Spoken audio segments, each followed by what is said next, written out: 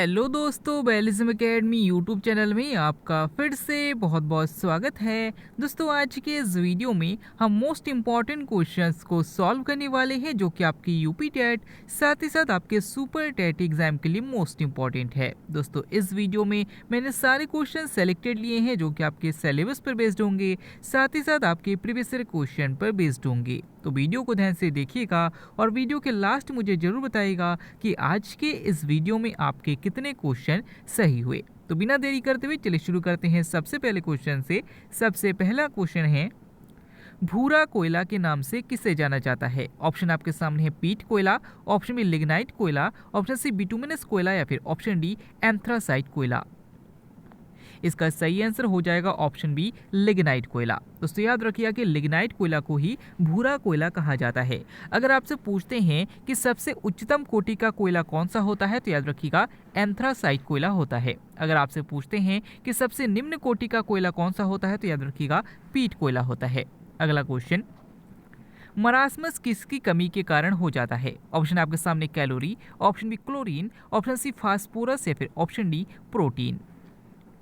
इसका सही आंसर हो जाएगा ऑप्शन डी प्रोटीन। दोस्तों, याद रखिए कि प्रोटीन से दो रोग होता है, एक तो मरासमस रोग होता है और एक क्वाशियर रोग हो जाता है। याद रखिए कि शिशुओं में यानी कि छोटे बच्चों में प्रोटीन की कमी से मरासमस रोग हो जाता है और बड़े लोगों में क्वाशियर रोग हो जाता है। अगला क्वेश्चन, चींटी में कितने पैर होते हैं? ऑप्शन आपके सामने 6, ऑप्शन बी 4, ऑप्शन सी 8 या फिर ऑप्शन डी 2। इसका सही आंसर हो जाएगा ऑप्शन ए 6। दोस्तों, याद रखिए कि चींटी में टोटल 6 पैर यानी कि 3 जोड़ी टांगे होती है और ये सभी कीटों का लक्षण होता है।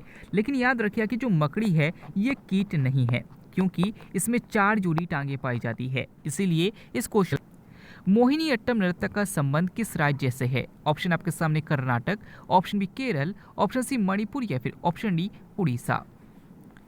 इसका सही आंसर हो जाएगा ऑप्शन बी केरल। दोस्तों, याद रखिए कि मोहिनीअट्टम नृत्य का संबंध केरल से है। अगर आपसे पूछते हैं कि कथकली का संबंध किस राज्य से है तो याद रखिएगा इसका संबंध भी केरल से है। अगर आपसे पूछते हैं कि यक्षगान किस राज्य का नृत्य है तो याद रखिएगा कर्नाटक का है। अगला क्वेश्चन, राष्ट्रीय एकता दिवस कब मनाया जाता है? ऑप्शन आपके सामने 20 अगस्त, ऑप्शन बी 31 अक्टूबर, ऑप्शन सी 30 जनवरी या फिर ऑप्शन डी 22 मार्च।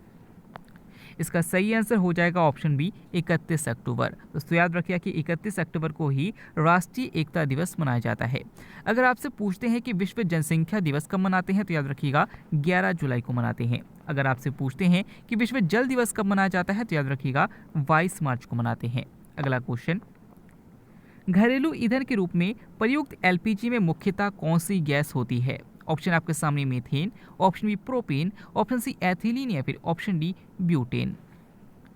इसका सही आंसर हो जाएगा ऑप्शन डी ब्यूटेन। दोस्तों, याद रखिए कि वैसे तो एलपीजी जो गैस होती है वो हम घरों में यूज़ करते हैं और वैसे देखा जाए तो इसमें प्रोपेन और ब्यूटेन दोनों गैस होती है।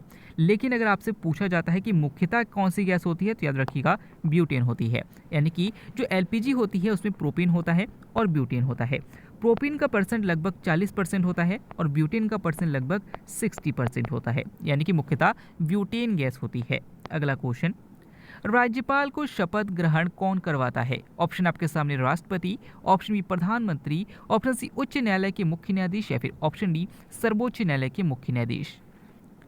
इसका सही आंसर हो जाएगा ऑप्शन सी उच्च न्यायालय के मुख्य न्यायाधीश यानी कि हाई कोर्ट के मुख्य न्यायाधीश। अगर आपसे पूछते हैं कि राज्यपाल की नियुक्ति किसके द्वारा की जाती है तो याद रखिएगा राष्ट्रपति के द्वारा की जाती है। अगर आपसे पूछते हैं कि उच्च न्यायालय के मुख्य न्यायाधीश को शपथ कौन दिलाता है तो याद रखिएगा राज्यपाल दिलाता है।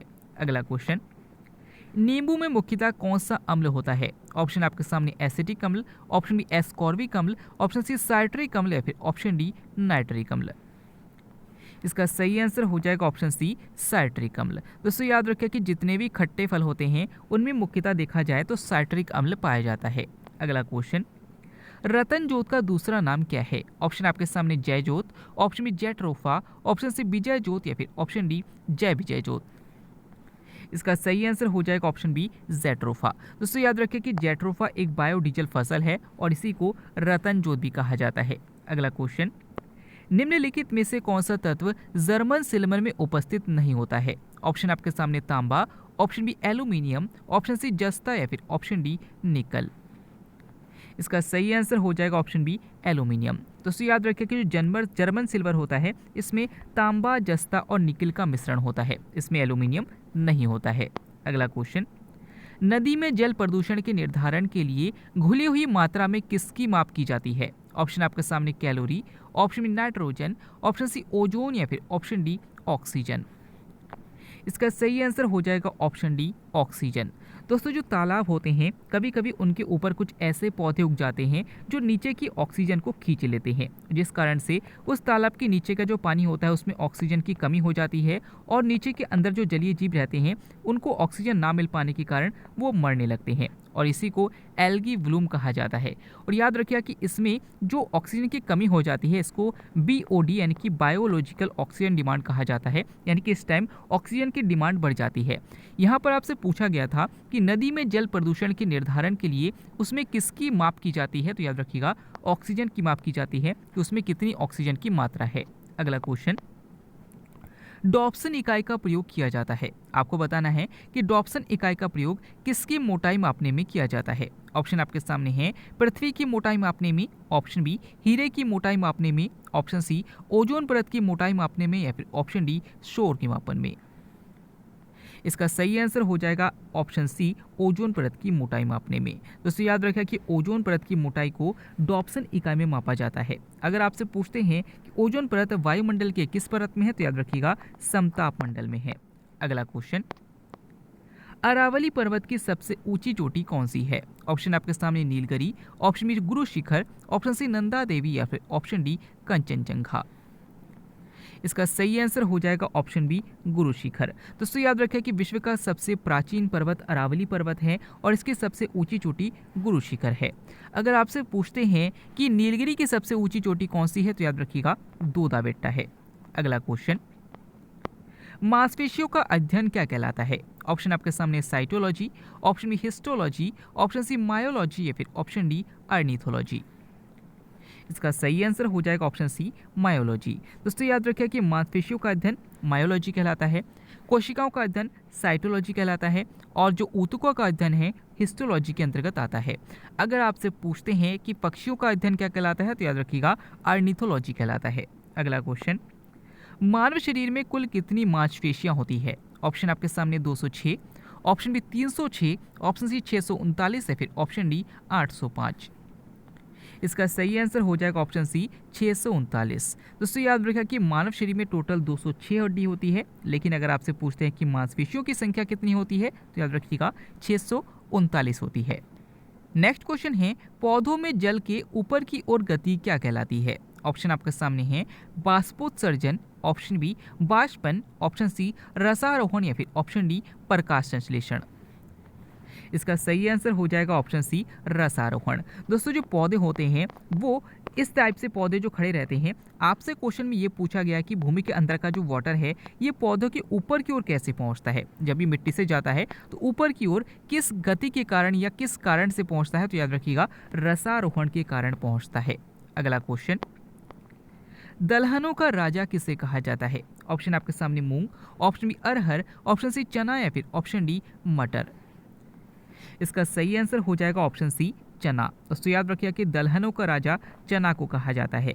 अगर आपको पता हो कि दलहनों की रानी किसे कहा जाता है तो कमेंट बॉक्स में जरूर बताइएगा। अगला क्वेश्चन, भारत का सबसे लंबा बांध कौन सा है? ऑप्शन आपके सामने Tehri, option B Hirakud, option C Bhakra या फिर ऑप्शन डी गांधी सागर। इसका सही आंसर हो जाएगा ऑप्शन बी हीराकुंड। दोस्तों याद रखिए कि जो हीराकुंड बांध है ये उड़ीसा में है और ये भारत का सबसे लंबा बांध है। अगर आपसे पूछते हैं कि भारत का सबसे ऊंचा बांध कौन सा है तो याद रखिएगा टिहरी बांध है। लेकिन अगर आपसे पूछते हैं कि भारत का सबसे ऊंचा गुरुत्वीय बांध कौन सा है तो याद रखिएगा भाखड़ा नांगल बांध है। अगला क्वेश्चन, संत कबीर के गुरु कौन थे? ऑप्शन आपके सामने Guru Nanak, option B Tulsidas, option C Vallabhacharya या फिर ऑप्शन डी रामानंद। इसका सही आंसर हो जाएगा ऑप्शन डी रामानंद। दोस्तों याद रखिए कि संत कबीर के जो गुरु थे वो रामानंद थे। अगर आपसे पूछते हैं कि सूरदास के गुरु कौन थे तो बल्लभाचार्य थे और अगर आपसे पूछते हैं कि तुलसीदास के गुरु कौन थे तो याद रखिएगा नरहरिदास थे। अगला क्वेश्चन, ध्रुवों पर दिन की अवधि क्या होती है? ऑप्शन आपके सामने 12 घंटे, ऑप्शन बी 24 घंटे, ऑप्शन सी 3 महीने या फिर ऑप्शन डी 6 महीने। इसका सही आंसर हो जाएगा ऑप्शन डी 6 महीने। दोस्तों याद रखिए कि जो पृथ्वी का ध्रुव होता है यानी कि जो ऊपर और नीचे पोल होते हैं, नॉर्थ पोल और साउथ पोल, उनमें 6 महीने दिन होता है और 6 महीने रातें होती है। अगर आपसे पूछते हैं कि पृथ्वी के किस सतह पर सबसे बड़ा ओजोन क्षेत्र पाया जाता है, तो याद रखिएगा दक्षिणी ध्रुव में पाया जाता है। अगला क्वेश्चन, नेक्स्ट क्वेश्चन है, असहयोग आंदोलन की शुरुआत कब की गई? ऑप्शन आपके सामने 1915, ऑप्शन बी 1920, ऑप्शन सी 1922 या फिर ऑप्शन डी 1914। इसका सही आंसर हो जाएगा ऑप्शन बी 1920। दोस्तों याद रखें कि असहयोग आंदोलन की शुरुआत 1920 में हुई थी। अगर आपसे पूछते हैं कि चौरी चौरा कांड की घटना कब हुई थी, तो याद रखिएगा 1922 को हुई थी। और अगर आपसे पूछते हैं कि गांधी जी साउथ अफ्रीका से कितने साल बाद भारत लौटे थे, तो याद रखिएगा 21 साल बाद 1915 में भारत लौटे थे। अगला क्वेश्चन, भारत के प्रथम लोकपाल कौन हैं? ऑप्शन आपके सामने हैं पिनाकी चंद्र घोष, ऑप्शन बी राजीव महर्षि, ऑप्शन सी सत्यपाल मलिक या फिर ऑप्शन डी GS वर्मा। इसका सही आंसर हो जाएगा ऑप्शन ए पिनाकी चंद्र घोष। दोस्तों याद रखिए कि लोकपाल विधेयक 2013 में पारित हुआ था और जो पहले लोकपाल भारत के बने वो पिनाकी चंद्र घोष बने। अगला क्वेश्चन, हार्नबिल उत्सव किस राज्य में मनाया जाता है? ऑप्शन आपके सामने Manipur, option B Assam, option C Kerala या फिर ऑप्शन डी नागालैंड। इसका सही आंसर हो जाएगा ऑप्शन डी नागालैंड। दोस्तों याद रखें कि हार्नबिल उत्सव नागालैंड में मनाया जाता है। अगला क्वेश्चन, सुनामी किस भाषा से ली गई है? ऑप्शन आपके सामने Greek, option B Sanskrit, option C Farsi या फिर ऑप्शन डी जापानी। इसका सही आंसर हो जाएगा ऑप्शन सी फारसी।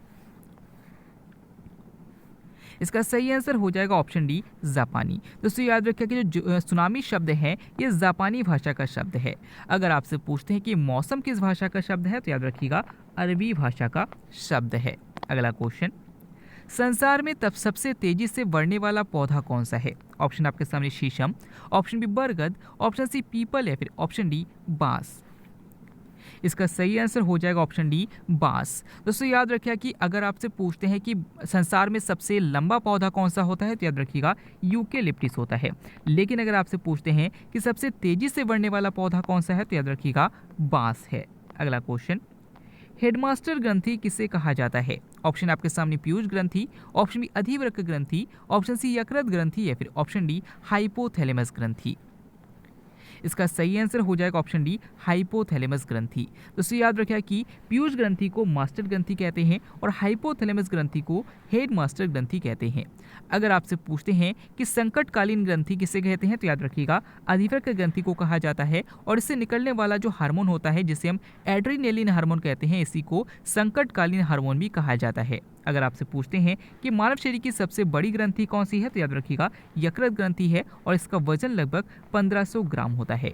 अगला क्वेश्चन, किस व्यक्ति को अंतःस्रावी ग्रंथि का जनक कहा जाता है? ऑप्शन आपके सामने Robert Koch, option B Louis Pasteur, option C Thomas Edison या फिर ऑप्शन डी हिप्पोक्रेटस। दोस्तों इस क्वेश्चन के आंसर आपको मैं कमेंट के द्वारा बताना है। आज के वीडियो में आपके कितने क्वेश्चन सही हुए, साथ ही साथ आज का वीडियो आपको कैसा लगा कमेंट बॉक्स में जरूर बताइएगा। हमारी मेहनत आपको कैसी लगी? अगर आप वीडियो को डेली फॉलो करना चाहते हैं तो चैनल को सब्सक्राइब कीजिएगा। वीडियो को डेली फॉलो करने के लिए आप टेलीग्राम ग्रुप को भी ज्वाइन कर सकते हैं, जिसका लिंक जो है डिस्क्रिप्शन में लिंक दिया गया है। मिलते हैं अगले वीडियो में, तब तक के लिए देखते रहिए, सीखते रहिए।